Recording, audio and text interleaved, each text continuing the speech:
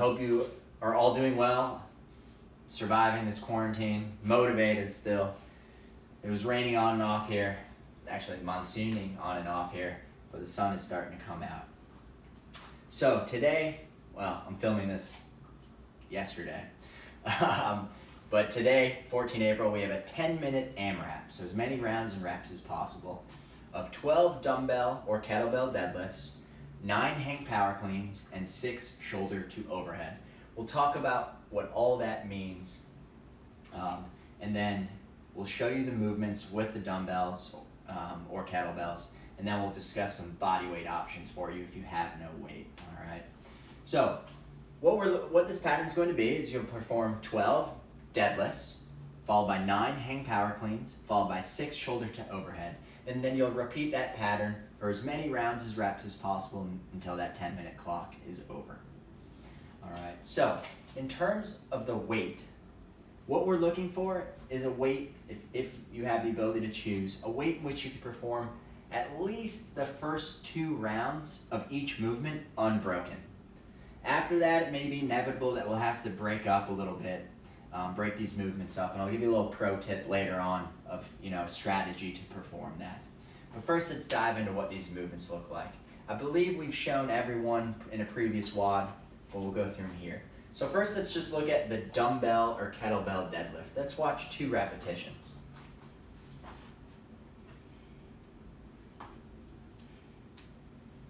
Beautiful. Turn to the side. So Lisa's going to go down to the bottom. Her feet are under her hips, all right?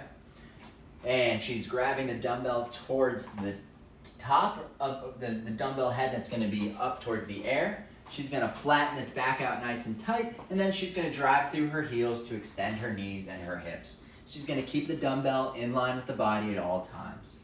All right, we don't want to see that dumbbell coming forward, so pull it back towards you.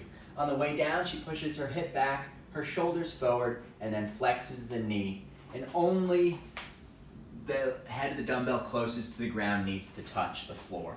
Again, that back position is nice and flat. Again, then she drives to the heels to extend the hips and knees and stands up, all right? Relax. Most important is that we're protecting that back position. We want to avoid any flexion of the back as we do this. So kind of elongate your chest or your spine and flex the knees, all right? If we only have 1 dumbbell, that's fine.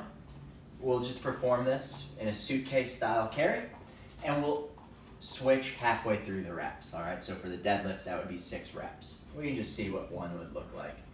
Really just trying to focus on keeping these shoulders square to the floor and not letting that dumbbell twist us at all. Relax. Now we have hang power cleans, 9 hang power cleans. What the athlete's going to do, we'll perform 2 in just a second here. Let's grab those.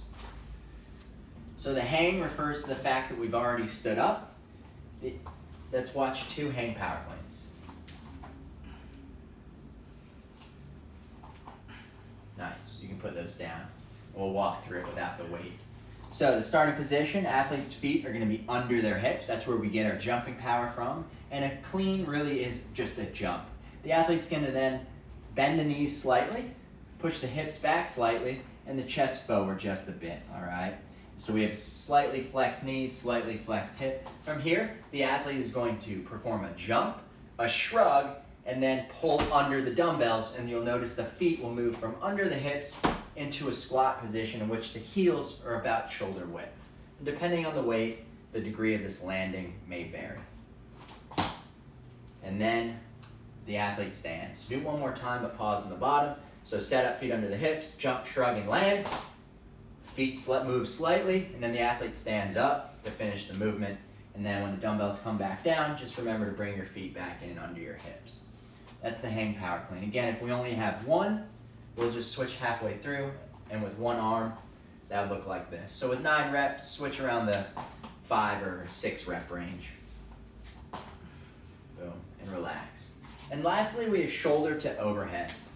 What this means is that we're looking for the dumbbell to be taken from the shoulder to directly overhead, to locked elbows and their shoulders pressing up towards the ear, in which the dumbbell is going to be in line with the body, and we'll show you what that looks like.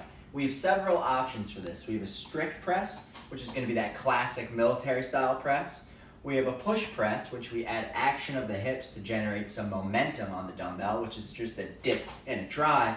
And then we have a push jerk, which we're not going to introduce. I don't think anyone will have weight heavy enough. But that would be a dip, drive, press under, and stand, in which we pull ourselves under the dumbbell, which would look like this, and stand. All right, probably get my action face all weird for you. So let's just look at first the strict press. So if we were to perform a strict press, feet are going to be under the hips, dumbbell's just going to be taken from the shoulder directly overhead. And what we're looking for in that finish position is that dumbbell, you hold that, is that dumbbell is in line with my body. I pull my ribs down so I'm not leaning back at all. My ribs are tight, or my belly's tight so my ribs are pulled down. My elbow's locked and I'm pressing that dumbbell towards the sky. The press is the movement that never ends. I'm always pushing it higher and higher, okay? What happens though is if that dumbbell's forward, it's pretty heavy and it's gonna come down, all right? So we're just looking for a press straight up to the sky. And that finish position is going to be same for the push press. The push press is going to look like this. A dip and a drive. Hang, clean it up. Dip, drive. Let's see, one more. Dip, drive. Good, relax. And if you notice, we'll have to do one more to the side. This time with just a single dumbbell. And I want her to hold that finish position. You'll notice that dumbbell, send it up, finishes directly in line with the body. So the hand, the shoulder, the hip, the knee, the ankle are all stacked over each other. That's key. Relax. So don't let that dumbbell finish out forward. So those are the movements that we have with the dumbbell or the kettlebell. We could also perform these with an odd object. Maybe we have a medicine ball at home or a heavy backpack. And this is going to look a little funny, but it gives you an idea of what you could use in your house. Maybe a 5-gallon water jug. That'd be pretty heavy, but we can still perform the deadlift. We might have a wider stance. Back's nice and flat. We stand, we perform our 9 deadlifts. We can still perform our hang cleans, just a dip and drive, and then we can still perform our shoulder to overhead. If it's light, I can just press it. If it's heavier, I can dip and drive, all right? So don't be afraid if you don't have weight to try to find something that you could use around the house. In terms of scaling, if we have a heavier weight, maybe we scale the repetitions down. So rather than 12, 9, 6, maybe it's, 10, 7, and 4, something of that nature. But what do we do? Oh, before I get into the no body weight, let me give you a little tip here if we have to break it up. What I recommend is if you can, an ideal setting, right? We have 12, 9, 6, and each rep goes from the floor and gets progressively higher. So if we had to break this up into deadlifts, for example, an ideal way to do this would be to break at rep 11. So we've done 8, 9, 10, 11, put it down, and then we'll perform on our 12th rep, 12, and then from here, we can go right into our hang power clean. And then the hang power clean's the same. If we have to break them up, maybe we put it down at 5. And that way, when I pick it up and clean it to do my 6th one, I can go right into my shoulder to overhead. And that just reduces the amount of energy we need to do excess reps to put us back into the necessary position for a subsequent rep or movement. Does that make sense? All right. So what do we do if we don't have any weight? What we're going to modify this with is the deadlifts. You're going to have 2 options. The first, we'll bring Lisa out, is going to be the stiff-legged, single leg stiff-legged deadlift. Single leg stiff-legged deadlift. Yeah, you can bend that knee just a little bit. Come back up, one more. Bend that knee slightly. Good. I'm gonna hold her here. In this bottom position, we're looking for that nice neutral spine, shoulder blades pulled back. The hips, we want them as square as possible, so we don't want to see that rotation, or we want to minimize that rotation at least. This leg, I want this up just a little bit more so that the heel, knee, and hip, and shoulder are all in line. She's squeezing the butt nice and tight. She's going to feel a lot of tension here in the hamstring. Weight's going to be in the heel, and then the athlete will squeeze the glutes and stand all the way up. This is simply a hinge at the hip, all right? We're not flexing the spine by any means, nor bending any other joint, or to minimizing that bend that we have. So that would be 6 on each leg. all right? The other option is the glute bridge. We've shown these before. You can either do these single legs, 6 each, or both legs on the ground at the same time. Feet close to the butt. The athlete's simply going to drive through the heels to send that butt up, squeeze, squeeze, squeeze, and then the athlete's at the top just going to be on towards their traps, the upper shoulder blades. Show 2 at full speed. How quick these can be. 1, 2, boom. All right. Beautiful.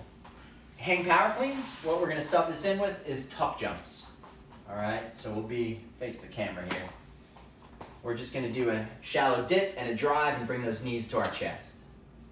1, 2, come on, try to rebound. 3, 4, yeah, close enough. All right, 9 tuck jumps. That's going to get the heart rate up quite a bit. And for our shoulder to overhead, it's a pressing movement, right? So we're just going to introduce push-ups. Moving through a different plane, but it's nonetheless going to have that same pressing mechanic that we want. Hands are going to be shoulder width, fingers spread nice and wide. Shoulder, hips in line with each other, back's nice and tight. Squeeze those abs. Athlete goes down until the chest touches the ground and comes back up. Some scaling options. We could do a negative down in a plank. Then we could put those knees on the mat, and then we can press out with the knees up. And then we can put those knees back and perform a negative again, etc. Alternatively, we can just leave the knees on the ground the whole time. And beyond that, what we can do is if we have a higher coffee table or something of that nature, we can have the athlete come to the box, and now they're keeping their whole body nice and flat, just like they would in a plank position. And then we're just going to bring the chest all the way to the sofa, the table, the box, whatever, and then press out fully, okay? Those are some of your options. So I think that's it. Any questions? All right, that was a lot, but hopefully it's doable. Enjoy.